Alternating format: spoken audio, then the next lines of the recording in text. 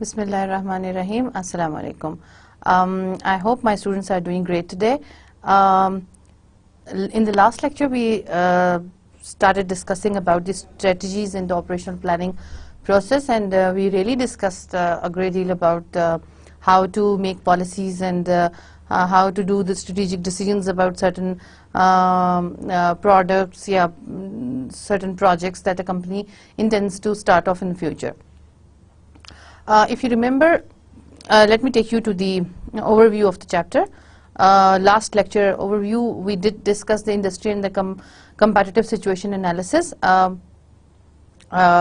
इसमें we saw the 5 competitive forces. Michael Porter की हमने 5 competitive forces देखी थी. अगर आपको याद हो तो it was about the potential entry of the new entrants, then threats of suppliers and threats of buyers, then threat of substitutes, and then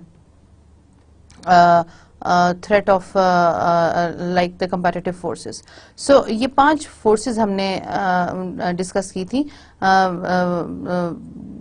जो कि they are very very important when you really start off when you think about introducing new products into the market, या आपको एक existing market के अंदर entry देनी होती है. Then we also talked about the SWOT analysis, the strengths, weaknesses, opportunities and threats, where we talked about some of the strengths of the companies, weaknesses of the companies, and then opportunities and threats in the external environment of the organization. We talked about the competitive advantage as well. Competitive advantage में हमने ये बात की थी कि it's not easy to copy the competitive strengths of a company. And finally, we talked about the management by objectives. Management by objectives में हमने बात की थी कि these are the objectives which are jointly set by the management and its employees, and it is generally discussed at one time कि कौन से goals and कौन से objectives कौन से employees किस time पर achieve कर सकते हैं.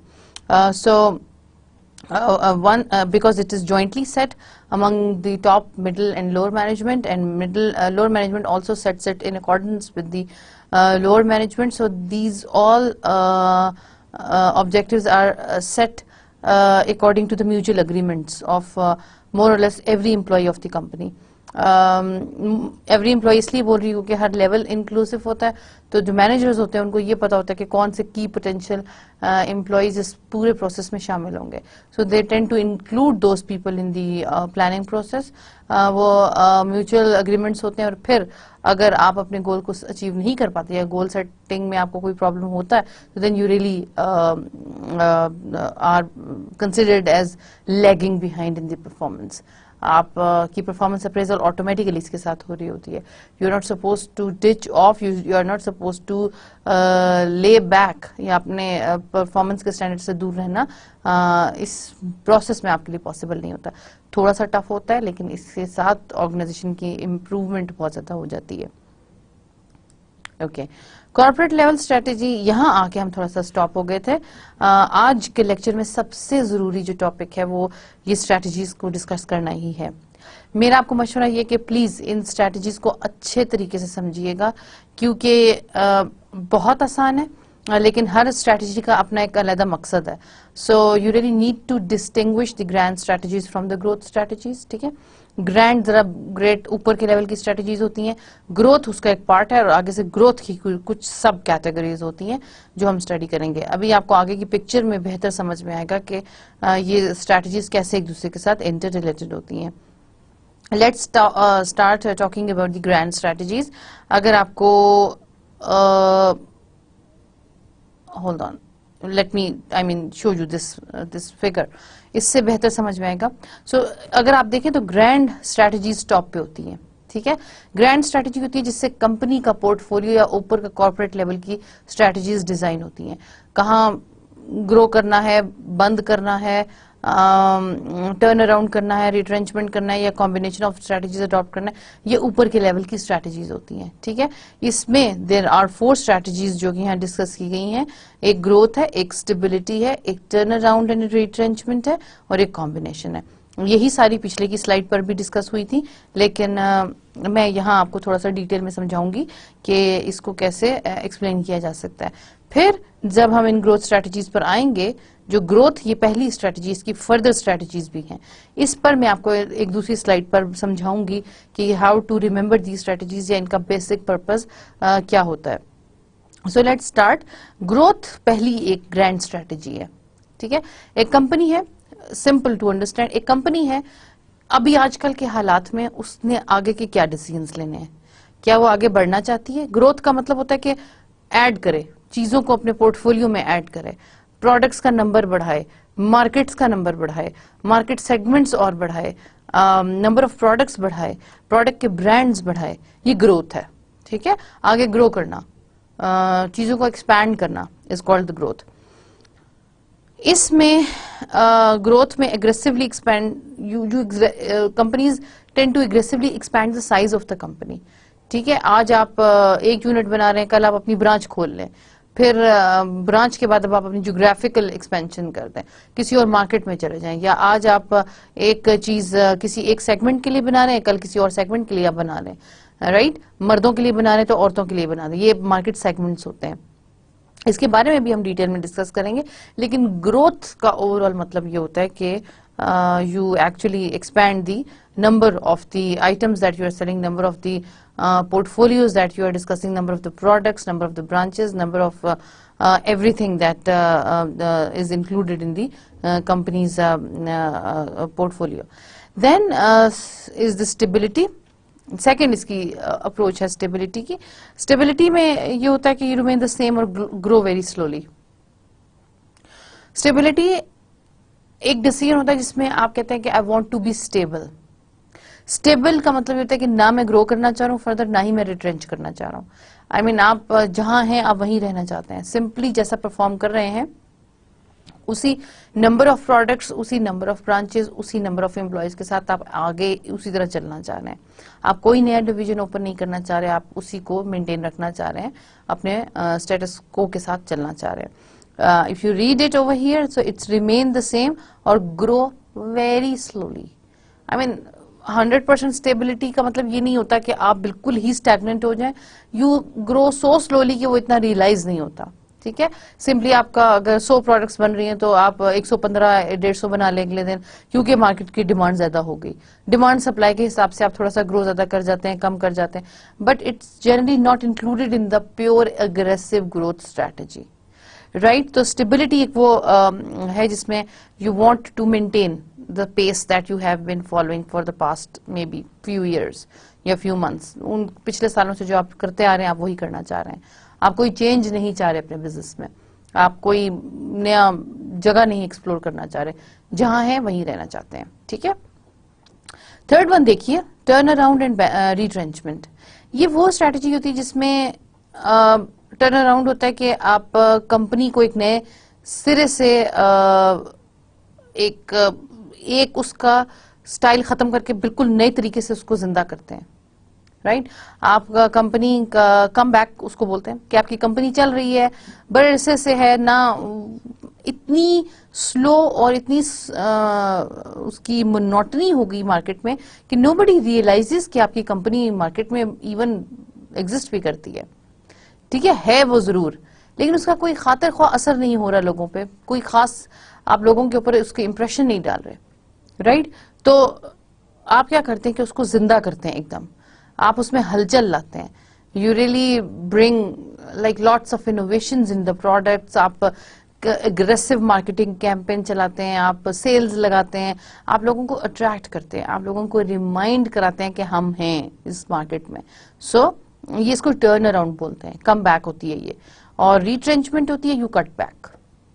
रिट्रेंचमेंट होती है कि फॉर एग्जांपल आज आप के बिजनेस में different types of products are included, तो आप क्या करेंगे कि कुछ प्रोडक्ट्स के यूनिट्स बंद कर देंगे, ठीक है। फॉर एग्जांपल मैं आपको इसमें एक एग्जांपल दे सकती हूँ रिट्रेंचमेंट की कि there was a soap, Liril soap था, आई थिंक यूनिलीवर के साथ है वो। Liril soap used to perform very well in Pakistan, India में भी इक्वली परफॉर्म करता है, वहां हिट हो गया, अभी तक हिट है लिरिल सोप। पाकिस्तान में किसी वजह से नहीं चल सका, although there are lots of other competitive brand soaps के जो यहाँ परफॉर्म कर रहे हैं, यूनिलीवर के भी हैं, पीएनजी के भी हैं, यहाँ के लोकल ब्रांड्स भी हैं, लेकिन वो नहीं परफॉर्म कर पाया। तो कंपनी डिसाइडेड कि उसका रिट्रेंच कर दें, उसके यहाँ से ऑपरेशंस खत्म कर दें, क्योंकि समहाउ ब्रांड उठ नहीं पाया, तो उन्होंने उसका ब्रांड यहाँ से खत्म कर दिया। तो cut back, you cut back the production, you cut back the branding association, you cut back the sales and everything, you cut back the team। आप टीम को या तो कहीं और एडजस्ट कर लेते हैं या आप उनको फारिग कर देते हैं। इसमें एक और चीज भी होती है रिट्रेंचमेंट में, यू डाउन साइज। आपने डाउन साइजिंग का नाम तो सुना होगा कि आप अपने कंपनी के इतने डिपार्टमेंट्स बंद कर देते हैं, इतने कारखाने बंद हो गए, इतनी फैक्ट्रियां उसके इतने यूनिट्स बंद हो गए। अब जब बंद हो गए तो इसका क्या मतलब है कि जहां जिसमें वो लोग काम कर रहे थे उनको भी आपको फारिग करना पड़ेगा। जब उनको फारिग करते हैं तो इसका मतलब ये होता है कि डाउन साइजिंग उसको बोलते हैं, कि चलते हुए कारखाने को बंद कर देना के मीन्स के एम्प्लॉयज को अब जॉब्स की जरूरत नहीं है, तो you forcefully ask them to leave the organization. It is not called firing, it is called downsizing. Downsizing is generally done to increase the competitiveness of the organization. आप consolidate करते हैं, अपने business को कम करते हैं, ताकि आप जिन products में अच्छा perform कर रहे हैं उसको लेकर आगे चल सकें। ठीक है, तो ये टर्न अराउंड और रिट्रेंचमेंट थर्ड स्ट्रेटजी होती है, जिसमें either you come back with a bang और फिर आप या आप कट बैक करते हैं। अगर आपको याद हो टर्न अराउंड में मोबिलिंक, ठीक है, मोबिलिंक का जो पहले इंडिगो से पहले, I don't even remember the name, लेकिन जो पोस्ट पेड सर्विस थी उसका नाम आई डोंट रिमेम्बर क्या नाम था, I just it has gone out of my mind. So it was just so slothy, बिल्कुल एक अभी भी आजकल भी मोबिलिंक का हमेशा से ये इशू रहा है कि jazz is a more prominent brand. ठीक है, जैज क्योंकि प्रीपेड है और ज्यादातर कस्टमर्स वही यूज करते हैं। जो इंडिगो है जो बाद में आया था वो एक थोड़ा सा स्लो ब्रांड है, उनका पोस्ट पेड है लेकिन बहुत कम कस्टमर्स उसकी तरफ अट्रैक्ट होते हैं। सो जब पहले था ये इसका, तो it had different image, different, तो इसका कोई इंप्रेशन नहीं पड़ रहा था मार्केट में। तो Mobilink decided to have a turn around with that brand only. तो वो इंडिगो के कॉन्सेप्ट के साथ आए थे। If you remember that they change the colour schemes, they change the tones, maroon से आप इंडिगो कलर पर आ गए थे, and they renamed the product with indigo and they tried to offer the new strategies. उन्होंने उसको जगाने की कोशिश की थी। कितना जागा, ज्यादा तो नहीं जागा, क्योंकि आज भी जैज और इंडिगो में उसी तरह का कंपटीशन पाया जाता है, लेकिन थोड़ा सा बेहतरी हुई थी कि people at least realised that there is some change in the Mobilink, कि वो पुराने कॉन्सेप्ट से नए इंडिगो की तरफ आना was a little bit new idea for them, so that they tried to come back actually. ठीक है, then fourth one is the combination. You use the combination, आप मिक्स कर सकते हैं। फॉर एग्जाम्पल आप कुछ यूनिट्स को ग्रो कर लेते हैं, कुछ यूनिट्स को बंद कर देते हैं। कभी कभी ऐसा होता है ना, कुछ प्रोडक्ट्स आपको ज्यादा कैश दे रहे होते हैं, तो आप क्या करते हैं, एक का कैश उठा के दूसरी जगह पे इन्वेस्ट कर देते हैं। कुछ प्रोडक्ट्स आपको बिल्कुल कुछ पैसा नहीं दे रहे होते, तो आप कहते हैं इनसे तो कोई प्रॉफिट नहीं हो रहा, पिछले 2 साल से कोई प्रॉफिट नहीं हुआ, तो आप उनको बंद कर देते हैं और उनका पैसा आप किसी और चीज पर इन्वेस्ट कर देते हैं जो कि आपके ऑलरेडी के कैश काउज हैं। ठीक है, तो ये कॉम्बिनेशन भी आप लगा सकते हैं, जरूरी नहीं है तीनों को इकट्ठा करें, आप इनमें से कोई 2 स्ट्रैटेजीज भी मिक्स करके करेंगे तो दैट इज अ कॉम्बिनेशन। तो ये थोड़ी सी ग्रैंड स्ट्रैटेजीज हैं कंपनी के यूनिट्स को चलाने की, कंपनी के ओवरऑल पोर्टफोलियो के डिसीजंस लेने की, कि अब कंपनी में क्या रहना चाहिए, क्या खत्म होना चाहिए और किसको आगे किस स्टाइल से बढ़ना चाहिए। So that was about the grand strategies. अब कंपनी का जो पहला ग्रैंड स्ट्रैटेजी है ये वाला ग्रोथ। ठीक है, ये ग्रोथ है। ग्रोथ में फर्दर इसकी कुछ सब कैटेगरीज हैं। ग्रोथ की स्ट्रेटजीज कौन कौन सी फर्दर होती हैं, एक कंसंट्रेशन है, एक इंटीग्रेशन है, एक डाइवर्सिफिकेशन है। ठीक है, integration, concentration, integration and diversification, ये 3 है। एक्चुअली जब इनको ब्रेक डाउन करते हैं तो ये 4 बन जाती हैं। आपको मैं अभी यहाँ से सिर्फ रीड आउट करती हूँ, मैं आपको नेक्स्ट स्लाइड में अच्छे तरीके से समझाऊंगी कि इनको कैसे समझा जा सकता है। कंसंट्रेशन है expand same lines of businesses, आप अपने एग्जिस्टिंग बिजनेस को बढ़ा लेते हैं। इंटीग्रेशन होती है यू एक्सपैंड फॉरवर्ड और backward with the same line of business. And finally diversification, या आप रिलेटेड डाइवर्सिफिकेशन करते हैं और अनरिलेटेड डाइवर्सिफिकेशन करते हैं। अब इसमें देखते हैं कि कैसे आप ग्रोथ स्ट्रेटजीज को समझ सकते हैं। Let's come to the next slide.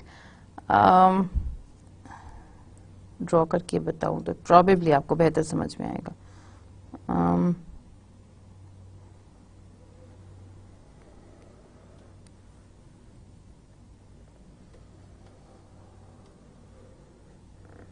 You can draw it with you अगर आप चाहते हैं तो, ठीक है। 4 डब्बे,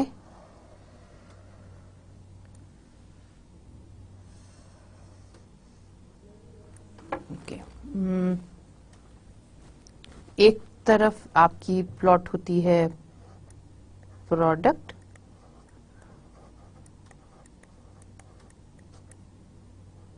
एक तरफ आपकी होती है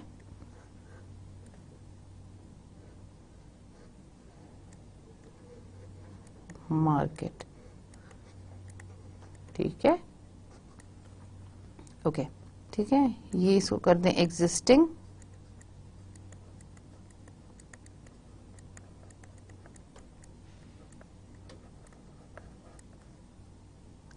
और ये है न्यू। ये प्रोडक्ट साइड है, ये मार्केट की साइड है, ओके ओके। इसमें भी मैं इसको टेढ़ा करके लिख रही हूं, ये एग्जिस्टिंग,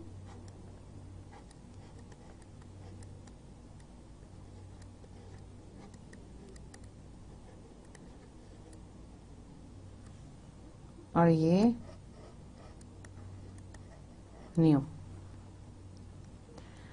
ओके। अब ये देखिए, एक तरफ प्रोडक्ट है, एक तरफ मार्केट है आपकी। अगर तो product is existing, same existing, या इसको सेम भी बोल सकते हैं, सेम, इसको भी सेम,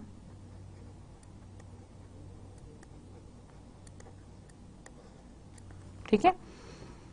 प्रोडक्ट सेम है, मार्केट सेम है, तो आप क्या करेंगे, सेम प्रोडक्ट है, सेम मार्केट है, ये पुरानी प्रोडक्ट पुरानी मार्केट, तो ईदर यू विल पेनिट्रेट, सो एक स्ट्रेटजी होती है जिसको पेनिट्रेशन बोलते हैं, प्रोडक्ट की पेनिट्रेशन या कॉन्सेंट्रेशन, ये हमने पिछली स्लाइड पे देखा था, ठीक है। एक्चुअली इस तरह से स्ट्रेटजीज को समझना बहुत आसान हो जाता है। तो ये कॉन्सेंट्रेशन और पेनिट्रेशन मोर और लेस एक ही चीज है। प्रोडक्ट आपकी सेम है, मार्केट आपकी सेम है, ना प्रोडक्ट चेंज करें ना मार्केट चेंज करें, उसी प्रोडक्ट के साथ गुजारा करना है जनाब। तो क्या करेंगे, आप सेल्स लगाते हैं। मार्केट में पेनिट्रेट करने का क्या मतलब होता है, एक्सटेंसिव सेल्स लगाइए, ठीक है।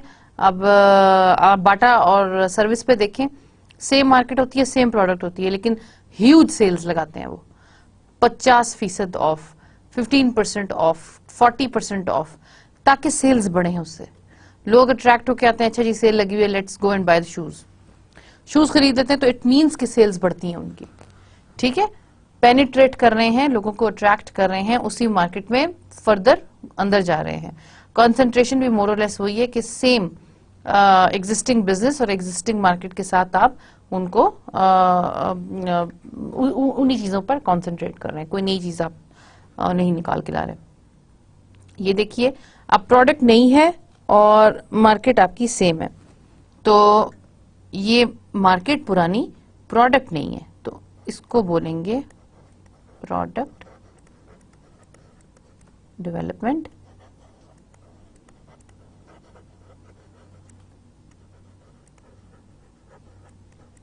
ठीक। ये प्रोडक्ट डेवलपमेंट है। अब क्या है कि पुरानी मार्केट है, you really want to expand the product, तो क्या करेंगे कि प्रोडक्ट इनहेंस कर रहे हैं। आपका कोई एक प्रोडक्ट चल रहा है तो आप नया उसका कोई ब्रांड निकाल लेंगे, प्रोडक्ट का कोई फीचर ऐड कर देंगे, प्रोडक्ट में कोई आप पहले आप सनसिल्क प्लेन बेच रहे थे, अब आप सनसिल्क को डेंडर फ्री ले आए, उसके बाद आप सिल्की ब्लैक हेयर ले आए, उसके बाद आप उसको ब्लैक रखने के लिए कोई स्ट्रेटेजी लेके आए, उसके बाद आपने डिफरेंट कलर्स उसमें इंट्रोड्यूस कर दिए। लक्स आप देखें आफ्टर एवरी फ्यू मंथ्स नए कलर के साथ उसको री इन्विगरेट करते हैं, इतना शदीद उसका कॉन्सेप्ट पेश करते हैं कि people again fall in love with lux. Lux की सबसे बड़ी खूबी ये होती है कि उसको जिस तरीके से वो लोग प्रेजेंट करते हैं, इतना स्ट्रांग ब्रांड है वो, उसको प्रमोट इस तरीके से करते हैं कि एवरी न्यू टाइम लोग समझते हैं कि अब का जो लक्स आया वो जिंदगी में इससे पहले लक्स नहीं आया था। That is called product development.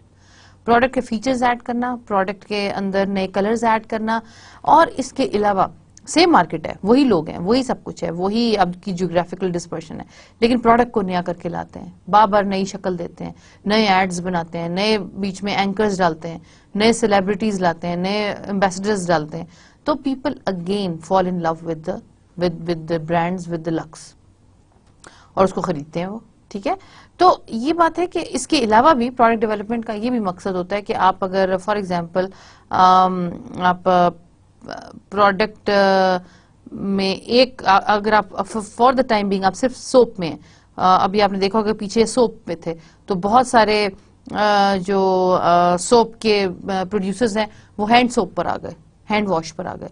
आप अभी देखें उसके life boy is a very again another big brand जो जिसका कॉन्सेप्ट दूसरा है कि it kills the germs, health के साथ उन्होंने इसके मैसेज को एसोसिएट किया है। तो अगर आप देखें तो उसके जो पहले सोप्स थे हैंड वॉशिंग के लिए, जर्म्स किल करता है, now they have brought up the concept of hand wash. Hand wash Pakistan में थोड़ा सा लेट इंट्रोड्यूस हो रहा है, लेकिन अब इट्स गेटिंग कॉमन। तो हैंड वॉश क्या होता है कि अब आप के हैंड वॉशिंग क्लीन मेथड होता है, तो वो अब नया product, that is called product development, साबुन से हैंड वॉश का सफर। इसके अलावा अगर आप उनका देखें तो प्रोडक्ट की एक और डेवलपमेंट सैनिटाइजर्स लेकर आए थे। वो सैनिटाइजर्स होते हैं कि you don't wash the hand, you just अगर आपको किसी ऐसी स्ट्रेंज जगह पर हैं जहां कुछ और अवेलेबल नहीं है, तो you just put little bit of अपने हाथ में सैनिटाइजर मल के उसको मल दे, तो इट से इसके जर्म्स किल हो जाते हैं। तो ऑल्दो आई डोंट अग्री कि इससे पूरे जर्म्स किल होते हैं नहीं, but anyway it is a product development. ठीक है, ओके, अब आगे आइए। अब प्रोडक्ट सेम है, ये देखिए ऊपर सेम प्रोडक्ट और न्यू मार्केट, तो इसको बोलते हैं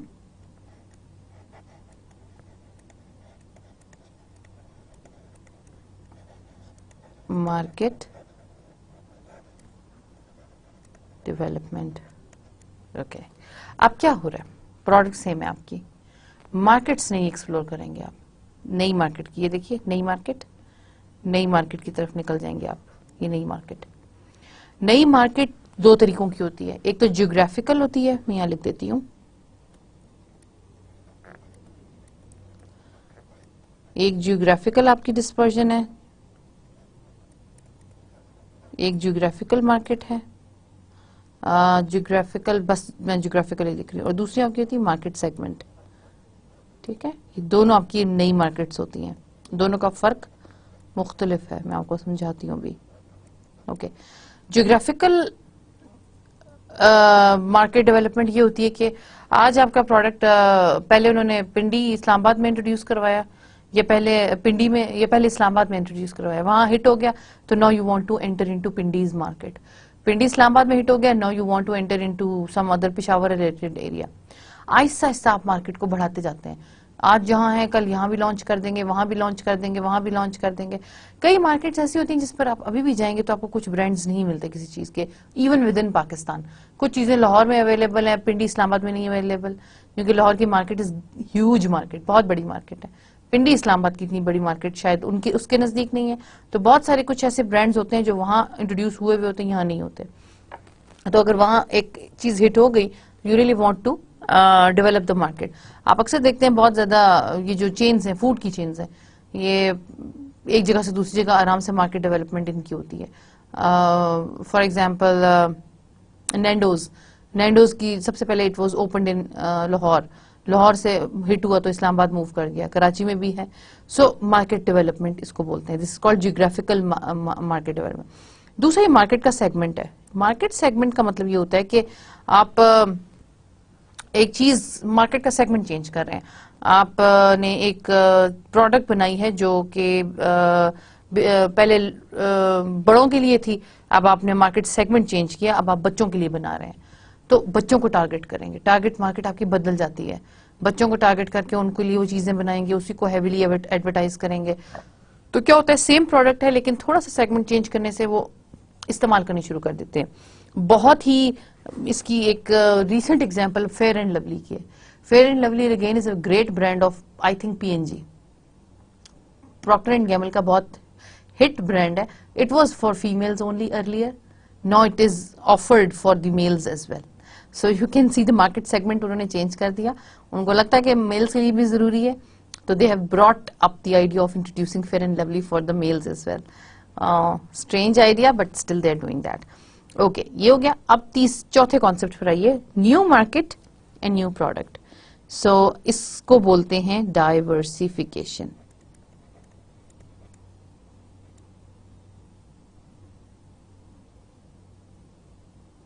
ये ई है, डाइवर्सिफिकेशन।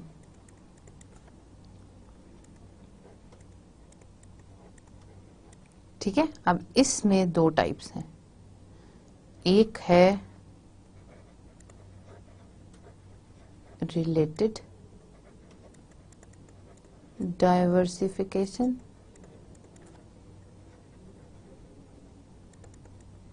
और दूसरी है अनरिलेटेड, या इसको एक और नाम से इस्तेमाल किया जाता है, कंग्लोमरेट डाइवर्सिफिकेशन।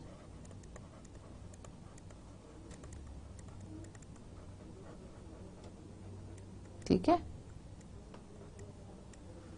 अब ये समझिएगा प्लीज। डाइवर्सिफिकेशन एक स्ट्रैटेजी है। दो टाइप्स की डाइवर्सिफिकेशन होती है, एक रिलेटेड होती है, एक अनरिलेटेड होती है। रिलेटेड डाइवर्सिफिकेशन, फॉर एग्जांपल आप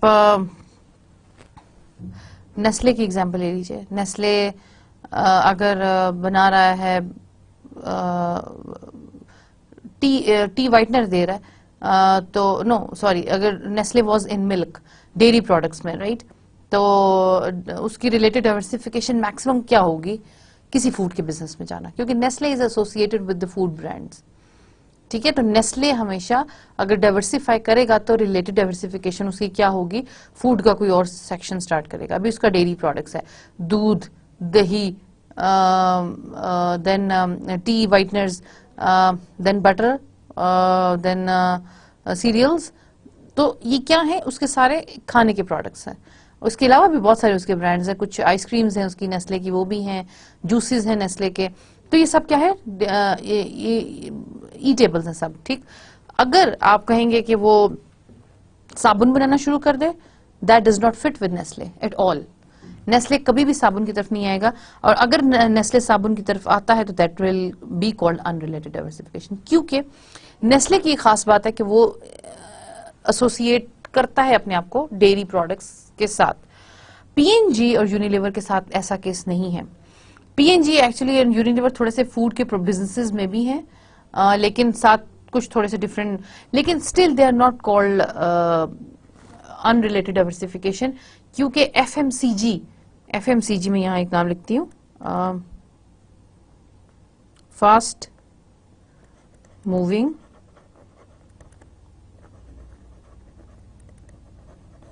कंज्यूमिंग गुड्स, ये वो बिजनेसेस हैं एफएमसीजीज जो इसमें है। ठीक है, for example PNG and Unilever. अब ये लोग फूड के थोड़े थोड़े बिजनेस में भी हैं। फास्ट मूविंग कंज्यूमिंग गुड्स वो होती हैं जो जल्दी से खत्म हो जाती हैं, जिनको आप इस्तेमाल करते हैं वो कुछ दिनों बाद खत्म हो जाएगी। टूथपेस्ट, साबुन, डिटर्जेंट, सर्फ, चाय, डाइपर्स, ये सब चीजें, ये वो चीजें हैं जो आप लॉन्ग टर्म के लिए यूज नहीं कर सकते। ठीक, तो पीएनजी एंड यूनिलीवर इन चीजों में परफॉर्म करते हैं। अब उनमें ईटेबल्स भी हैं और नॉन ईटेबल्स भी हैं, राइट, लाइक इनके Knorr is the big section, I think Knorr PNG का है, I am not sure. PNG के साथ अगर है वो, तो कनौर की आप देखें पूरा एक फूड का उनका सेक्शन है, कनौर नूडल्स हैं, कॉल्सन उनका है, तो ये फूड में भी है, और साथ फिर उनके अगेन लक्स, शैम्पू, साबुन, सोप्स, टूथपेस्ट, हर चीज उनकी वो भी है। So still it would called related diversification, क्योंकि types of goods is similar. Unrelated ये जो दूसरा टाइप है कंग्लोमरेट जिसको भी बोलते हैं, ये वो लोग होते हैं जो टोटली अनरिलेटेड अपनी फील्ड्स में निकल जाते हैं। इसमें बेस्ट एग्जांपल आपके पास मौजूद है फौजी।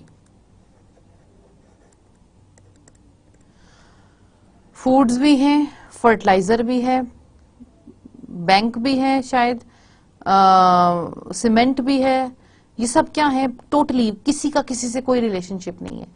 फौजी के सीरियल्स भी हैं, फौजी का फूड भी है, फौजी का सीमेंट भी है, फौजी फर्टिलाइजर भी है, फौजी के और भी बहुत सारे ब्रांड्स हैं, एजुकेशन में भी है, हेल्थ में भी है। फौजी is a huge conglomerate group. Similarly आप एंग्रो को देख लें, एंग्रो भी सब चीजों में है, एंग्रो फूड्स में भी है, एंग्रो यूरिया में भी है, एंग्रो फर्टिलाइजर में भी है, एंग्रो के अपने और भी कुछ इस तरह के रिलेटेड बिजनेसेस हैं।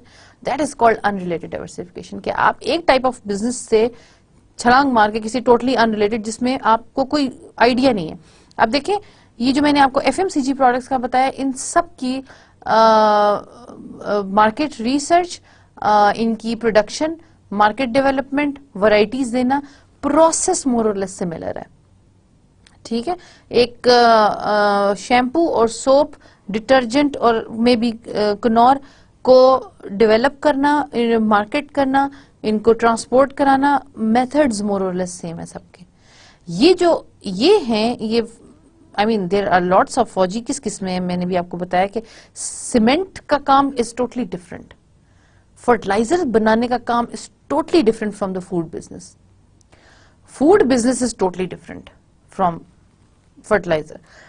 एजुकेशन सिस्टम, फौजी फाउंडेशन की एजुकेशन यूनिवर्सिटी है पूरी, totally different, hospital totally different, कितने आप नाम ले लें फौजी सब में है। That is called conglomerate. बहुत मुश्किल होता है, इसके साथ गवर्नमेंट का टेक चाहिए होता है, क्योंकि बहुत ही अनरिलेटेड किस्म के प्रोडक्ट्स होते हैं and you really want to excel in these different fields. Medicine में भी हैं ये, ठीक है। तो ये आपका पूरा एक overall portfolio, these are called the growth strategies. या आप स्टे करते हैं या आप इसमें करते हैं। मैं आपको इसका नाम लिख देती हूँ कि ये हैं सारी, ऊपर लिख देती हूँ, ग्रोथ की स्ट्रैटेजीज हैं।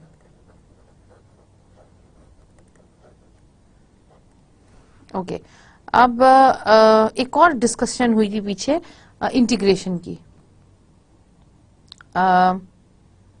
इंटीग्रेशन के बारे में पीछे बात हुई है। एक होती है फॉरवर्ड इंटीग्रेशन,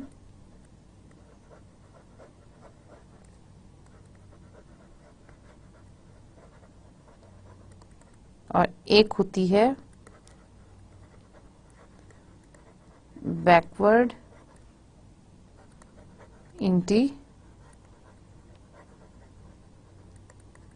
इंटीग्रेशन। ठीक है, एक फॉरवर्ड है, एक बैकवर्ड है। इंटीग्रेट करने का मतलब होता है आप बिजनेसेस को मिला देते हैं, राइट। अभी थोड़ी सी इसमें डिफरेंट कैटेगरी है। फॉरवर्ड इंटीग्रेशन ये होती है कि आप फॉर एग्जांपल आप एक अभी एप्पल की मैं आपको एग्जांपल देती हूँ। एप्पल के पहले अपने रिटेल स्टोर्स नहीं होते थे, राइट। वो अपनी प्रोडक्ट बनाकर सबको डिस्ट्रीब्यूट कर देता था कि इनको बेचें। अब अगर आप देखें कि एप्पल के अपने स्पेशल ब्रांडेड रिटेलिंग आउटलेट्स होते हैं। इसका क्या मतलब है कि उन्होंने फॉरवर्ड इंटीग्रेशन किया, उन्होंने रिटेलिंग के बिजनेस को भी खुद से अडॉप्ट कर लिया।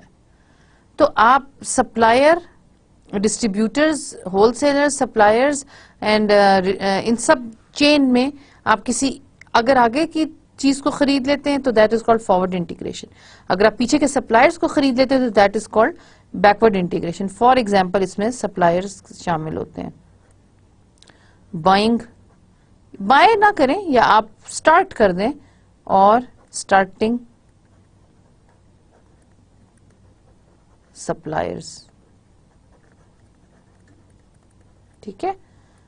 आप को कोई फॉर एग्जांपल फौजी, अगर फौजी की एग्जांपल ले लीजिए, ये फौजी अगर ये लोग अपने सीरियल के लिए फ्लोर जो है ये ले रहे हैं किसी फ्लोर मिल से, ठीक है, किसी फ्लोर मिल से, ऑल्दो इनके अपने भी हैं उसमें यूनिट्स, अगर फ्लोर मिल से ले रहा है और कुछ अर्से बाद उन्होंने अपना फ्लोर स्टार्ट कर दिया बनाना। फौजी का फ्लोर आई डोंट नो है कि नहीं, आटा आई एम श्योर है। तो फौजी सीरियल्स बनाने में जो रॉ मटेरियल इस्तेमाल होता है वो इनको सप्लायर्स प्रोवाइड करते हैं, क्योंकि इनकी अपने फैक्ट्रीज हैं। तो अगर वो सप्लायर का माल इन ये खुद से प्रोड्यूस करना शुरू कर देते हैं तो इट मीन्स के इन्होंने बैकवर्ड इंटीग्रेशन की है। तो रॉ मटेरियल या डिस्ट्रीब्यूटर्स जो इनको चीजें प्रोवाइड करते हैं वो अगर आप खुद से बनानी शुरू कर देते हैं तो that is called backward integration. That is another growth strategy. आप एक मूवमेंट लेते हैं आगे या पीछे की तरफ। तो ये प्लीज याद रखिएगा, ये पूरी स्लाइड इज वेरी इंपॉर्टेंट। आपको इसके बारे में थोड़ा सा ये ग्राफ आपको एक आसान तरीका बता सकता है, and you really need to understand these things very carefully, ठीक है। सो अगर आई थिंक पीछे की तरफ चले हम अगर, तो ये देखिए ग्रोथ स्ट्रेटजीज में कंसंट्रेशन, इंटीग्रेशन, डाइवर्सिफिकेशन हमने सब कुछ डिस्कस किया। कंसंट्रेशन मैंने आपको बोला था कि ये वाली कि पेनिट्रेशन और कंसंट्रेशन मोर और लेस सेम ही चीजें होती हैं, ठीक है। तो आई होप कि you understand the strategies in a better way. So let's move forward, इनको प्लीज याद रखिएगा। ओके, पोर्टफोलियो एनालिसिस एक और ग्रैंड एक स्ट्रेटजी है। इसमें बीसीजी मैट्रिक्स इसको बोलते हैं, Boston consulting, Boston consulting group इसको बोलते हैं बीसीजी मैट्रिक्स को। इसमें देयर 4 क्वाड्रेंट्स। एक्चुअली ये 2 चीजों पर प्लॉट होता है, ठीक है। I wish I could draw it as well. अगर ये इस दो ग्राफ्स पे प्लॉट होता है, राइट। अगर इसका आसान वर्जन आपने लेना है तो मैं आपको यहाँ ड्रॉ करके दिखा देती हूँ, ये राइट। एक तरफ आपका रिलेटिव मार्केट शेयर होता है,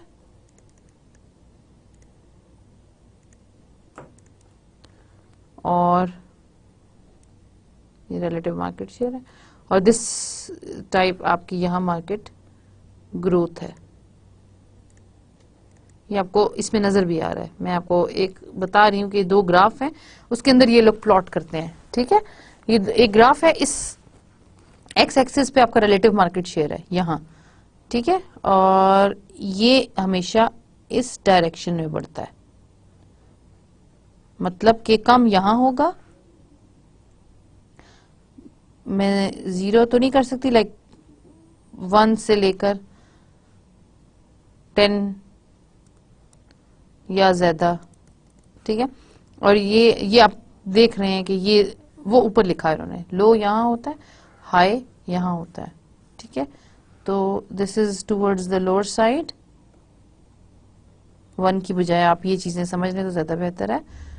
हाई ऊपर लिखा है, थोड़ा सा कंफ्यूज करता है, मैं इसको नीचे लेकर आ रही हूँ, ठीक है। ओके, ये याद रखिए, क्योंकि जनरली ग्राफ जब आप प्लॉट करते हैं तो इस तरफ लो अगर है तो इस तरफ भी लो होगा, लेकिन ये ग्राफ थोड़ा सा डिफरेंट है। इसमें यहां लो है, यहां हाई है, और यहां लो है, यहां हाई है। अब आपको ये समझना है कि रिलेटिव मार्केट शेयर इधर होता है, ठीक है। ये इन्होंने खुद से भी लिखा है रिलेटिव मार्केट शेयर, ठीक। तो रिलेटिव मार्केट शेयर का मतलब ये होता है कि मार्केट शेयर आप कैसे कैलकुलेट करते हैं? Market share is always the आपकी सेल्स होती हैं। Market share is sale, number of is equal to sales.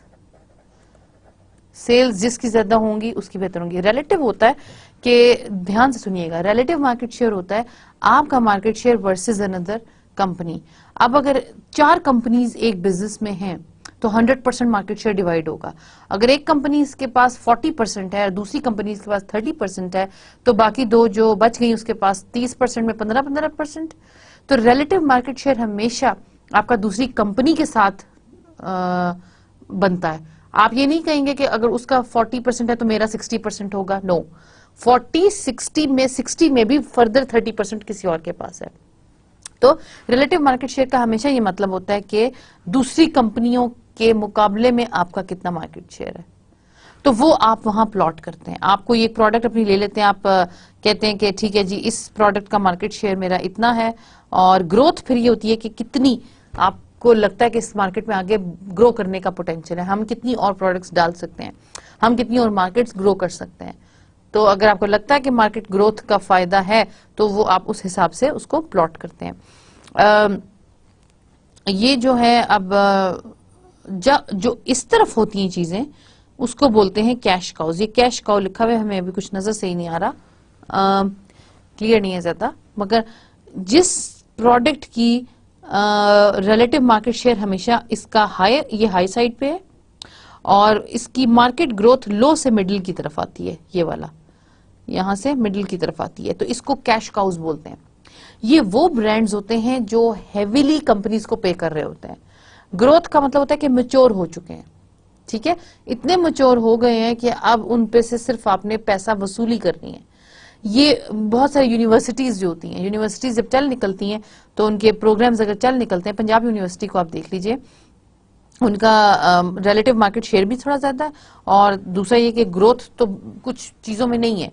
अब आप मैनेजमेंट साइंसेज का प्रोग्राम देख लीजिए, इंजीनियरिंग के प्रोग्राम्स देख लें, सोशल साइंसेज, ह्यूमैनिटीज के, उनके हजारों के हिसाब से प्रोग्राम्स हैं।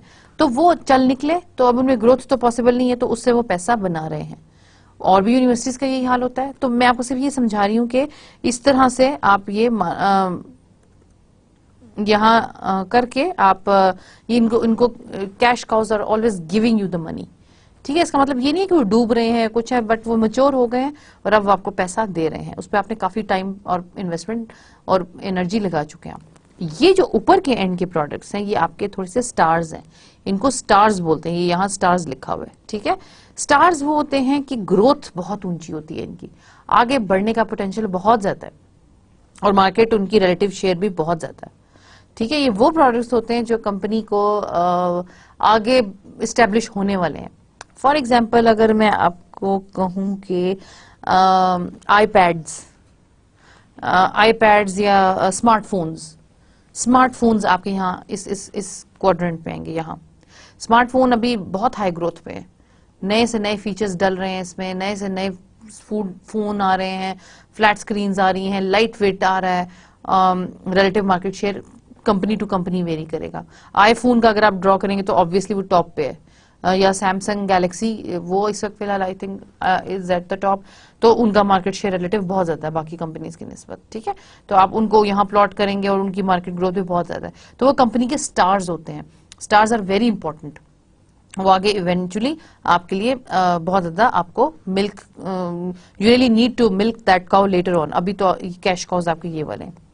ये वाले जो हैं ये कुछ इनका रिलेटिव मार्केट शेयर कम है, आपकी sales relative to the other products की बात हो रही है, ठीक है।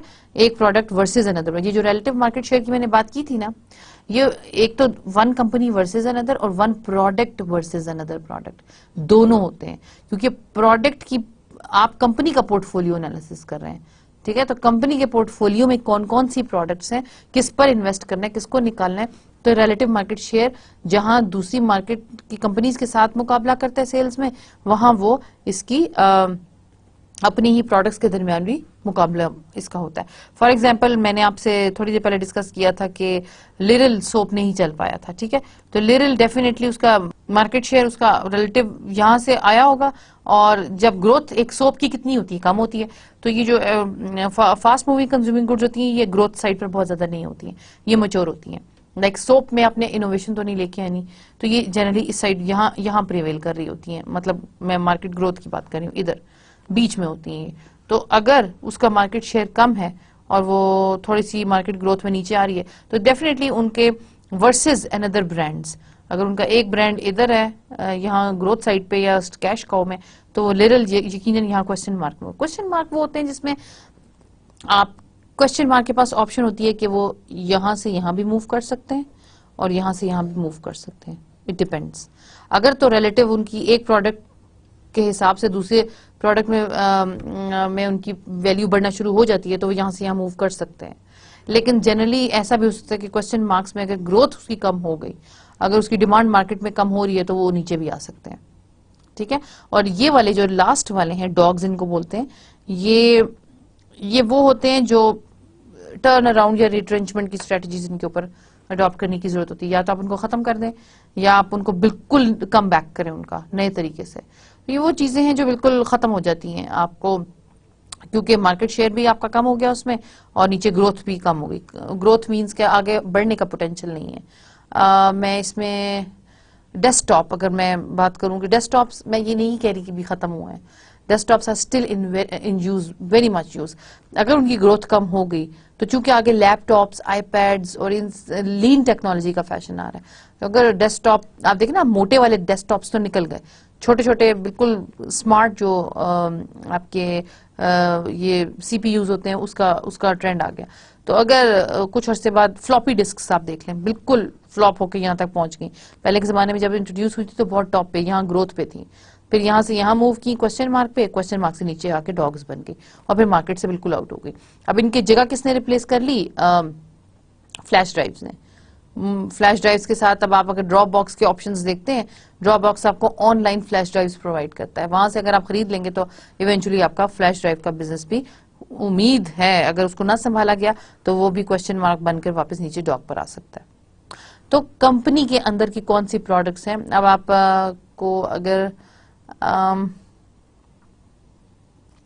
कंपनी के अंदर टेक्नोलॉजी की एग्जांपल देना इस वक्त मुनासिब नहीं होगा। आप वो प्रोडक्ट्स जो आप को आगे ग्रोथ नहीं दिखा रही और खत्म होने वाली हैं, one product versus another product. Serials में मैंने सुना था कि उन्होंने कुछ नई टेक्निक्स लाए थे, लेकिन फौजी का सीरियल जो था, वो जो कॉर्नफ्लेक्स हैं वो मशहूर हैं। बाकी जो फ्लेवर्स लाते हैं उसमें एक chocolate flavour is very hit, लेकिन बाकी फ्लेवर्स को वो इंट्रोड्यूस कराते हैं देन उसको खत्म कर देते हैं। तो उसको बेसिकली रिट्रेंचमेंट स्ट्रेटजी के साथ तो कंपेयर करें या कम्पीट करते हैं उनके अपने ही ब्रांड्स। इसमें सबसे इंटरेस्टिंग बात होती है कि कंपनी के अपने ही ब्रांड्स आपस में कम्पीट कर रहे होते हैं, तो उसमें कंपनी के पोर्टफोलियो से समटाइम्स ऐसा होता है कि ये जो कैश काउज हैं आपके सबसे पोटेंशियल होते हैं। ये जो कैश काउज हैं समटाइम्स ऐसा भी करती हैं कंपनीज के, यहां से पैसा उठाती हैं इनसे बनाया हुआ और यहां क्वेश्चन मार्क पे लगा देती हैं कि इस प्रोडक्ट को अभी है तो हाई ग्रोथ साइड पे, तो सिर्फ मार्केट शेयर कम है तो आपने सेल्स लगानी है, आपने इन्वेस्टमेंट करनी है, आपने इसको मार्केट ग्रोथ करनी है, आपने इसको आगे किसी नए सेगमेंट के लिए बनाना है। ग्रोथ हाई है, इसके ऊपर है, राइट, क्वेश्चन मार्क्स हैं, तो आप समटाइम्स ऐसा करते हैं कि यहाँ से पैसा उठा के इधर लगा देते हैं उसको मजीद एनहांस करने के। यहाँ तो लगाते ही लगाते हैं, लेकिन इसको जरूरत नहीं होती, इनका अपना रिलेटिव मार्केट शेयर बहुत ऊंचा होता है स्टार्स का, तो यहाँ से यहाँ आप इसको इन्वेस्टमेंट कर सकते हैं। ठीक है, तो पोटेंशियल एक से जगह दूसरी जगह मूव करने का काफी हद तक होता है। तो this is also very very important, I must say एक स्ट्रेटजी है। आगे बढ़ते हैं इसमें अब। I hope you have understood this one as well. Okay, entrepreneurial strategy matrix, ये थोड़ी सी एंटरप्रेन्योरशिप और रिस्क की साइड पर है। आप इसमें देखें कि यहाँ ये रिस्क है लो से हाई की तरफ, या ये लो है ये हाई है, राइट, एक्स एक्सिस पर, और यहाँ वाई एक्सिस पर देखेंगे तो innovation is low towards high. आप ये देखेंगे कि एंटरप्रेन्योरियल स्ट्रेटजी मैट्रिक्स से जितना आप इनोवेटिव स्ट्रेटजीज लाते हैं, हाई इनोवेशन और हाई रिस्क, ठीक है, आपको बहुत ग्रैंड इनोवेशन होने का, लाइक इनोवेट करने का पोटेंशियल मिलता है, लेकिन जितनी ज्यादा इनोवेशन होती है उतनी ज्यादा आप हाई रिस्क देंगे तो रिवॉर्ड्स आपके बहुत ज्यादा ऊंचे आते हैं। वेट, इसको इस हिसाब से डिस्कस करते हैं, दैट्स जस्ट द रेपिटेशन। ये देखें, हाई इनोवेशन हाई रिस्क में होता क्या है, अब हम इसको वन बाय वन डिस्कस करते हैं कि ये हाई इनोवेशन और हाई रिस्क दोनों चीजें ऊंची हैं, राइट मोस्ट क्वाड्रेंट को मैं देख रही हूँ। तो इसमें होता क्या कि reduce risk bye lowering the investment and operating costs, आप इसमें रिस्क कम करें, इसमें इन्वेस्टमेंट करें, इसका रिस्क को कम करना बेहतर होता है। मेंटेन इनोवेशन, अपनी इनोवेशन को मेंटेन रखें। Outsource the high investment operations and joint venture, दूसरी बड़ी ब्रांड्स के साथ जॉइंट वेंचर करके आप अपने बिजनेस को आगे ग्रो कर सकते हैं। ठीक, एंटरप्रेन्योरियल स्ट्रेटजीज होती है जिसमें आपको नए टास्क लेने पड़ते हैं, क्रिएटिव आइडियाज लेने पड़ते हैं, क्रिएटिव प्रोडक्ट्स और नई टेक्नोलॉजीज निकालनी पड़ती हैं। इस तरफ आइए, यहाँ इनोवेशन इज वेरी हाई लेकिन risk is low, which is very very potential case. ये रिस्क कम है और इनोवेशन बहुत हाई है, तो do it quickly, move very quickly, you have very good opportunity to move forward. Protect innovation, अपनी protection लगाइए, copyrights लगाइए, इसको आगे आपको डर होना चाहिए कि आगे स्टील हो जाएगी फौरन आपकी innovation. Lock in investment and operating cost विया कंट्रोल सिस्टम्स, अपने इन्वेस्टमेंट को और ऑपरेटिंग कॉस्ट को फॉरन कंट्रोल सिस्टम्स कीजिए कि कॉन्ट्रैक्ट्स वगैरह, कंट्रोल सिस्टम कॉन्ट्रैक्ट उसको फॉर एग्जांपल अगर कोई और कंपनी इस बिजनेस में आना चाह रही है तो कॉन्ट्रैक्ट्स के थ्रू उनको दीजिए, अपनी टेक्नोलॉजी को लीक आउट मत कीजिए। अगर आपने टेक्नोलॉजी लीक आउट कर दी तो वो आपके बिजनेस को टेक ओवर करके आपकी कॉपीज करके फौरन ऊपर चले जाएंगे। ठीक है, कॉपीराइट्स तो होंगे लेकिन स्टिल कॉपी करना आसान इतना मुश्किल नहीं होता once the thing has been out. तो ये इस अपॉर्चुनिटी को अवेल करें, this is the most potential case. नीचे की साइड पर आइए, इनोवेशन लो है, रिस्क भी लो है। तो अब ये होता है कि इनोवेशन चूंकि कम है और रिस्क भी कम है, तो रिस्क कम होना तो अच्छा है लेकिन इनोवेशन कम होना जनरली अच्छा नहीं समझा जाता। Defend the present position, accept limited pay back, आपका पे बैक कम होगा क्योंकि इनोवेशन का लेवल कम है।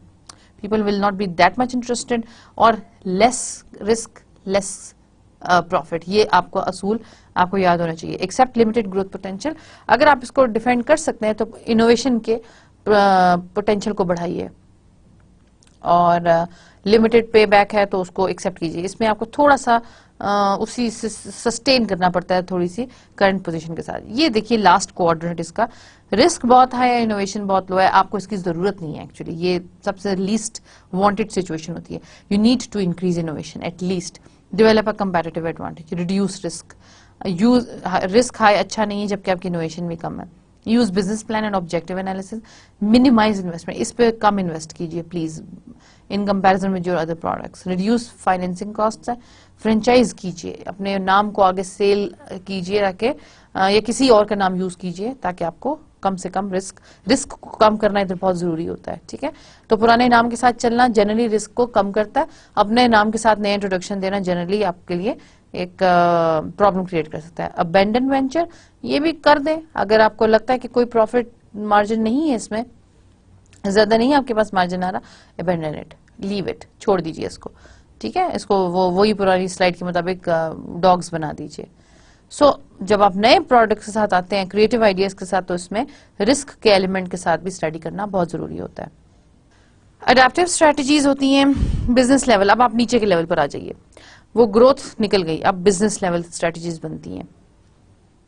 प्रोस्पेक्टिंग स्ट्रेटजीज एडेप्टिव स्ट्रेटजीज हैं ये, इसमें पहली प्रोस्पेक्टिव है, अग्रेसिवली ऑफरिंग न्यू प्रोडक्ट्स और एंटरिंग द न्यू मार्केट्स। आप प्रोस्पेक्टिव स्ट्रेटजी अडॉप्ट करें कि यू अग्रेसिवली ऑफर अपने प्रोडक्ट्स के नए वर्जन्स निकालें, कलर्स, डिजाइन्स और नई मार्केट्स को अग्रेसिवली फॉलो करें, जहां नहीं है वहां फौरन पहुंचे।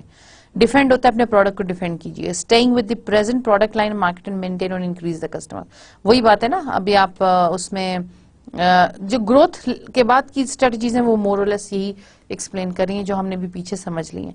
डिफेंडिंग वो होती है जिसमें आपने पढ़ा था पेनिट्रेट करना या कॉन्सेंट्रेट करना, कि एग्जिस्टिंग प्रोडक्ट और एग्जिस्टिंग मार्केट के साथ आप अपने कस्टमर्स को बढ़ाएं, सेल्स लगाएं, अग्रेसिव सेल्स लगाएं ताकि वो आपके मेंटेन रह सके। एनालाइजिंग होती है, मिडिल रेंज होती है between the prospecting and defending, moving cautiously into the new markets है, इसमें प्रोबेबली इंटीग्रेशन का एलिमेंट आता है। न्यू मार्केट्स में आप जाते हैं बहुत ध्यान से, न्यू मार्केट्स न्यू सेगमेंट्स को बहुत ध्यान से एक्सप्लोर करते हैं। रिलेटेड और अनरिलेटेड डाइवर्सिफिकेशन भी आप एनालाइजिंग की सिचुएशन में कर सकते हैं। ठीक है, अब ये देखिए इसमें एडेप्टिव स्ट्रेटजीज को कैसे करेंगे आप। रेट ऑफ एनवायरमेंटल चेंज अगर fast, moderate, slow, potential growth rate है, adaptive strategy and similar to the grand strategy है।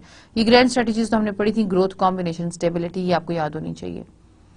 अब इसमें ग्रोथ के साथ प्रोस्पेक्टिव स्ट्रेटजी सबसे ज्यादा होती है, क्योंकि इसमें potential growth rate is quite high, you really have to grow, और रेट ऑफ एनवायरमेंटल चेंज बहुत फास्ट होता है। तो जनरली ये ऊपर वाला क्वाड्रेंट जो है ये सारा ग्रोथ हाई पेस्ड है, ठीक है, तेज मूव करता है, तो इसके हिसाब से आपको बहुत क्विक होना है। बीच वाला जो है थोड़ा सा मॉडरेट होता है, इसमें कॉम्बिनेशन यूज कर सकते हैं, you really evaluate the strategies. यहाँ आप फैसला कर रहे होते हैं किसको बंद करना है, किसको चलाना है, किसको ग्रो करना है। मॉडरेट होता है इसका ग्रोथ रेट, और मॉडरेट ही होता है इसका एनवायरमेंटल चेंज रेट। नीचे वाली जो है वो स्टेबिलिटी है, सबसे स्लो, चीजें खत्म होने वाली होती हैं, आपको आगे बढ़ने के कोई चांसेस नजर नहीं आ रहे होते। तो ग्रैंड स्ट्रेटजी में जो स्टेबिलिटी स्ट्रेटजी थी वो इसके साथ मैच अप करती है। और यहाँ defending strategy, you really have to defend कि अब आपको क्या करना है। ये डिफेंडिंग आपको ये बता रही है कि पेनिट्रेट कर लें, मूव ना करें, आगे नई प्रोडक्ट ना निकालें, नई मार्केट ना एक्सप्लोर करें, आपके पास इतना पैसा नहीं है, तो जो भी करंट और एग्जिस्टिंग है उसी के ऊपर आपको इक्तफा करना है। पोटेंशियल ग्रोथ रेट स्लो है आपका, बहुत लो है, और एनवायरमेंटल चेंज भी स्लो है, तो it's better to stay where you are. तो एक्चुअली इन्होंने थोड़े से कॉम्बिनेशन इनके बना लिए कि इस चीज के लिए ये चीज मैचअप होती है। अगर इस चीज को हम छोड़ दें, आप इसको खुद से करने की कोशिश कीजिएगा, because we are running short of time. एक प्रैक्टिस है, आई होप कि यू कैन डू इट। मैं एक आपके लिए कर देती हूँ। Industry leader Coca Cola primary strategy in the saturated US Coca Cola market. याद रखिएगा, प्रोस्पेक्टिंग, डिफेंडिंग एंड एनालाइजिंग, ठीक है। आपकी 3 स्ट्रेटजीज हैं। Defending, you really have to, prospecting आपको, डिफेंडिंग में you really have to penetrate, prospecting में आपको आगे मूव ग्रोथ करना पड़ता है, एनालाइजिंग में you really have to be very careful कि कहाँ आपको मूव करना है, ठीक है। तो ये डिफेंडिंग आपकी सैचुरेटेड कोका कोला मार्केट है, ऑलरेडी सैचुरेटेड है, लेकिन मैंने आपको बोला था कि ये लोग हैवी एडवर्टाइजमेंट पर बिलीव करते हैं, रिमाइंडर स्ट्रेटजीज निकालते हैं, तो इसलिए इसके लिए B would be the right option. Let me see, prospecting, yup. So primary strategy in the saturated US की कोला मार्केट की बात करें तो उसमें वी विल सी के हम इनको डिफेंडिंग स्ट्रेटजी अडॉप्ट कर लेते हैं, जिसमें you really have to like cooperate with the existing market. मैं जल्दी से आपको अगले भी डिस्कस कर देती हूँ। Nabisco comes out with the new um cookie to compete with the Keebler's um cookies. अब एक अमम कुकी है, एक ब्रांड की है, तो ये जो दूसरा ब्रांड है ये भी अपनी अमम कुकी लेकर आ गया है, कम्पीट कर रहा है। तो डेफिनेटली ये आपकी प्रोस्पेक्टिंग सिचुएशन है, जिसमें people try to come up with new products या कम्पीट करते हैं दूसरों के साथ। तो ये बेसिकली प्रोस्पेक्टिंग आपकी स्ट्रेटजी है। Friendly ice cream opens restaurants in the state of Washington. Friendly ice cream है, एक ऑलरेडी ऑपरेटिंग बिजनेस है, दूसरी मार्केट में डेवलप कर गया, दूसरी मार्केट में मूव कर गया, तो उसको आप अगेन मार्केट डेवलपमेंट बोलेंगे, और यहाँ ये प्रोस्पेक्टिंग स्ट्रेटजी के साथ आएगी। IBM Pioneers a computer that can be folded up and put it in your pocket. Wow, एक नई चीज है, फोल्ड अप आप कर सकते हैं, put it in your pocket, again prospecting है, नई है, बहुत ज्यादा मार्जिन है इसमें ग्रोथ का। डोमिनो स्ट्रेटजी में the pizza had started to copy delivering pizza. Domino को अब स्ट्रेटजी निकालनी है जब एक्चुअली पिज्जा हट ने उसको कॉपी करना शुरू कर दिया। आपका बिजनेस है और आपके कंपटीटर ने आपको कॉपी करना शुरू कर दिया, you really have to evaluate. C option, analyse करेंगे आप कि क्या करना चाहिए अब आपको। नई मजीद नई स्ट्रैटेजी चलते रहना चाहिए, कॉम्बिनेशन यूज करने चाहिए, you really have to evaluate, ठीक है। तो ये आपका एप्लीकेशन का कॉन्सेप्ट है। कंपैटिटिव स्ट्रैटेजीज 3rd लेवल की स्ट्रैटेजीज होती हैं, ठीक है। इसमें you really compete with one competitive edge आपको देना पड़ता है। 3 तरीके हैं इसके, डिफरेंशिएशन होती है, कॉस्ट लीडरशिप होती है, फोकस होती है। ये इंपॉर्टेंट है, प्लीज इसको ध्यान से समझिएगा। डिफरेंशिएशन स्ट्रेटजी होती है जिसमें आप कुछ ऐसे फीचर्स ऐड करते हैं जो कि बहुत ज्यादा डिस्टिंक्टिव है दूसरी ब्रांड के साथ, दूसरे लोग वो नहीं दे रहे जो आप दे रहे हैं। इनोवेशन चाहिए होती है, हाई R&D चाहिए होती है, आप वो चीज देते हैं जो दूसरे लोग नहीं दे रहे। प्राइस का कंपटीशन हो सकता है, फीचर्स का कंपटीशन हो सकता है, कोई वो चीज जो हैवी कॉस्टली है लेकिन आप दे रहे हैं बाकी लोग नहीं दे रहे। मैंने आपको बताया था मोबिलिंक का सबसे बड़ा कंपेटिटिव एडवांटेज ये है कि वो उसका network is very strong, which probably nobody else is giving. Differentiation, you phone जब नया आया था तो उसकी कॉस्ट लीडरशिप की स्ट्रेटजी थी। अब हम दूसरे पर आ रहे हैं। कॉस्ट लीडरशिप होता है कि दूसरी स्ट्रेटजी है, firm with the lowest total overall cost has a competitive advantage in the price sensitive markets है। ओवरऑल कॉस्ट कम होगी तो इवेंचुअली उसकी प्राइस भी कम होगी, तो आपकी स्ट्रेटजी ही लो कॉस्ट है। वॉलमार्ट की एग्जांपल मैंने आपके सामने बहुत दफा कोट की, that is the cost leadership strategy. Dell retailing section खत्म हो जाता है तो लो कॉस्ट पर आ जाता है। वॉलमार्ट, डेल और यू फोन जब नया स्टार्ट होता है तो कॉस्ट लीडरशिप मींस के लो कॉस्ट के ऊपर आप लोगों को अट्रैक्ट करते हैं। फोकस होता है concentrating competitive efforts on a particular market segments, product line और बायर ग्रुप्स। फोकस होता है आप इतना डिस्टिंक्टिव अपना कस्टमर चूज करते हैं, एक छोटा सा सेगमेंट जो कोई और टारगेट नहीं करता। मर्सिडीज बहुत हाई एंड ब्रांड, ठीक है। डायमंड्स हर कोई अफोर्ड नहीं करता, एक स्पेसिफिक क्लास है जो हमारे यहाँ अवेल कर सकती है। बरीजे बहुत एक्सपेंसिव उनका कपड़ा होता है, लेकिन बहुत ही कम क्लास है जो उसको अफोर्ड करती है, हर कोई नहीं अफोर्ड करता। तो फोकस है, ठीक है। फोकस के लिए जरूरी नहीं है कि सिर्फ हाई एंड ब्रांड्स हों। सेवर फूड के बारे में बोला जाता है पाकिस्तान में कि वो फोकस करते हैं स्टूडेंट क्लास को, उन्होंने सिर्फ स्टूडेंट्स को फोकस किया हुआ है। फोकस है ना उनका, छोटा सा सेगमेंट है जिसको वो बहुत बुरे तरीके से इवेलुएट करते हैं। अब बुरे तरीके मींस के बहुत एग्रेसिवली उसको उसमें से मिल्क करते हैं उस कैश काउ को। नॉर्मल उनकी रीजनल प्राइसेस हैं जिसके हिसाब से वो एक ग्रैंड कस्टमर लाइन को अपने यहाँ इनवाइट करते हैं। तो focus can be a specific segment जिस पर लोगों को आप करते हैं। इसमें हाई एंड ब्रांड्स भी आते हैं और लो भी, जिसमें आप एक स्पेसिफिक सेगमेंट, कोई ब्रांड जैसे तो जैसे बूढ़े बूढ़े लोगों के लिए बनाए जाते हैं। अब अमेरिका में देखिए बहुत सारी स्ट्रेटजीज, दवाइयां या टूल ऐसे बनाए जाते हैं जो सिर्फ बूढ़े लोगों के लिए होते हैं, क्योंकि वहां बूढ़े लोग अफोर्ड करते हैं चीजें ऐसी, ठीक है। उनको पैसा मिल रहा होता है and they really want to spend that money, तो उनको अट्रैक्ट करने के लिए बहुत सारी प्रोडक्ट्स वो लोग बना छोड़ते हैं। बीमार हो तो ये ले लें, उनकी लाठी में बहुत सारी इनोवेशंस होती हैं, उनके गले में कुछ बैंड्स डाले होते हैं जिनको आप बजाएंगे तो कोई हेल्प के लिए आ जाएगा। फोकस किसको कर रहे हैं? सिर्फ ओल्ड पीपल को। एंटी एजिंग क्रीम्स होंगी जिसमें बूढ़ी खवातीन को दिखाया जाएगा, तो दे रियली वांट कि उनकी स्किन फ्रेश रहे। फोकस किसको है? खवातीन जो बूढ़ी हो रही हैं। तो फोकस आपका एक स्पेसिफिक सेगमेंट पर होता है। ये वो स्ट्रेटजीज हैं जिनके साथ आप कंपीट करते हैं मार्केट में। अब ये देखिए प्रोडक्ट की life cycle.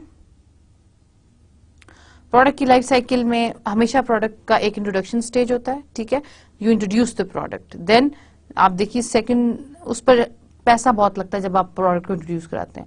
Then second is the growth stage, वो ग्रो कर रहा है, अब आपका प्रोडक्ट ऊपर जा रहा है, इसका मतलब है कि मार्केट में अब आपका पोटेंशियल है। मेच्योरिटी वो स्टेज होती है जहां के प्रोडक्ट रुक जाते हैं। अब ये वो स्टेज होती है, ये नीला वाला कॉर्नर, जहां आप मैक्सिमम अपनी सेल्स बढ़ाते हैं, राइट। ये मैक्सिमम सेल्स बढ़ाने का सबसे ग्रैंड मार्जिन होता है। यहां आपकी प्रॉफिट सबसे कम होता है, मैक्सिमम पैसा आपका यहां लगता है, यहां आपका पैसा भी लग रहा है और आपको रिवॉर्ड्स भी आने शुरू हो रहे हैं, ग्रोथ, लेकिन प्रोडक्ट आगे बढ़ रहा है। लेकिन ये वाला एरिया यहां आप मैक्सिमम कैश करते हैं इसको, अपनी प्रोडक्ट्स को, और यहाँ डिक्लाइन स्टार्ट हो जाता है प्रोडक्ट का। कुछ प्रोडक्ट्स ऐसी होती हैं जो सारी जिंदगी यहीं रहती हैं, डिक्लाइन होता नहीं है, ठीक है। प्रोडक्ट की टाइप पे डिपेंड करता है।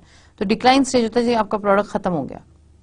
अब ये देखिए उन्होंने स्ट्रेटजीज बताई है कि यहाँ ग्रोथ लगाइए, प्रोस्पेक्टिंग स्ट्रेटजी लगाइए, यहाँ क्वेश्चन मार्क्स में भी हो सकते हैं। ग्रोथ में आप स्टार्स पे हैं और ग्रोथ स्ट्रेटजी में आप एनालाइजिंग स्ट्रेटजीज लगाइए। मेच्योरिटी, स्टेबिलिटी, यू सी ये कैश का हुआ है आपकी मेच्योरिटी स्टेज, यूएस स्टोर्स हैं, इस पे आप स्टेबिलिटी और डिफेंडिंग दोनों स्ट्रेटजीज के साथ काम कर सकते हैं। डिक्लाइन स्टेज डॉग्स होते हैं, ऑब्वियसली टर्न अराउंड और रिट्रेंचमेंट स्ट्रेटजीज आप अपनी लगाइए, या तो प्रोडक्ट को कम बैक कीजिए या उनको खत्म कर दीजिए, ठीक है। तो प्रोडक्ट का एक लाइफ साइकिल चलता है। Select the stage of the product life cycle with each of the following products. Mobile gasoline, mobile एक गाड़ी को बोलते हैं, छोटी सी गाड़ी होती है, उसकी gasoline is definitely on the majority side. Gasoline अभी ग्रोथ पर तो नहीं है, मेच्योर और काफी पैसा लेती है। कैसेट टेप्स डिक्लाइन हो चुके हैं, अब उसकी जगह सीडीज आ गए हैं।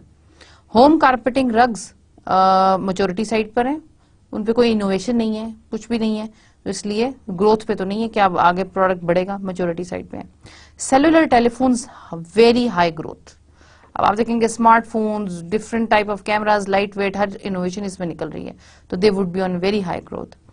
Fold up computer that fits into your pocket, again very high, no, not growth, they are at introduction stage. अभी छोटे कंप्यूटर्स वो नहीं आए जो आपके पॉकेट में फिट हो सके, तो probably they are at the introduction stage. हम इतना जानते नहीं उस बारे में, तो they are introduction, बाद में ग्रोथ पर आ जाएंगे। ठीक है, तो ये कुछ एग्जांपल्स थी प्रोडक्ट लाइफ साइकिल की। अच्छा, ये फंक्शनल लेवल ऑपरेशनल स्ट्रेटजीज हैं जो डिपार्टमेंटल लेवल पर ऑर्गेनाइजेशन में काम करती हैं। इसमें देखिए कि हमारे डिपार्टमेंट्स ऑर्गेनाइजेशंस में डिफरेंट यूनिट्स होते हैं, मार्केटिंग होता है, फाइनेंस होता है, एचआर होता है, अकाउंटिंग होता है, प्रोडक्शन होता है, तो उन सब पर उनकी अपनी अपनी स्ट्रेटजीज बनती हैं। फॉर एग्जाम्पल, मुझे इसको समझाने की जरूरत नहीं है क्योंकि this is self explanatory. Marketing होती है कि विच प्रोडक्ट्स टू प्रोड्यूस, कौन सी प्रोडक्ट्स बनानी है, how will they B packaged, advertised, distributed and priced. Pricing होती है उनकी, डिस्ट्रीब्यूशन होती है, एडवर्टाइजमेंट होती है, ये सब 4 P's उन पे लगते हैं और वो फिर मार्केट होती है। ऑपरेशंस होती है कि कौन से processing systems to use to convert inputs into outputs with the quality and efficiency. अब ये मैन्युफैक्चरिंग यूनिट्स हैं आपके, कौन से सिस्टम्स लगाने हैं, अच्छे प्रोडक्ट्स कैसे बनाने हैं। ह्यूमन रिसोर्स डिपार्टमेंट होता है जिसमें recruitment, selection, training, performance appraisal, evaluation, compensation of workforce शामिल होता है। तो इन सब डिपार्टमेंट्स की अपनी अपनी स्ट्रेटजीज बनती हैं, राइट। फाइनेंस सोचता है कि how to acquire the necessary equity, कहां से इक्विटी ले, कहां से डेट ले, कहां से लोन ले, कैसे अपना पे बैक करे, इन्वेस्टमेंट रिटर्न्स कैसे मीट करे, expectations of investors and stakeholders, maintain an accounting system that optimizes the use of. तो ये सारे फाइनेंस डिपार्टमेंट के काम होते हैं। अदर फंक्शनल में research and development is important to remaining competitive.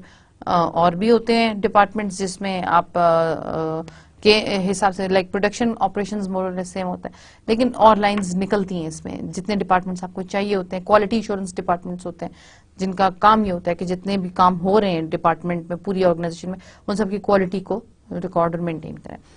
So this was very important chapter, I must say. आपकी strategies के बारे में बात की। Please remember the different types of strategies, please try to read that, please try to understand the lecture. दोबारा आप इसको देखिए, आप इसको समझने की कोशिश कीजिए, आप डिस्टिंग्विश करें।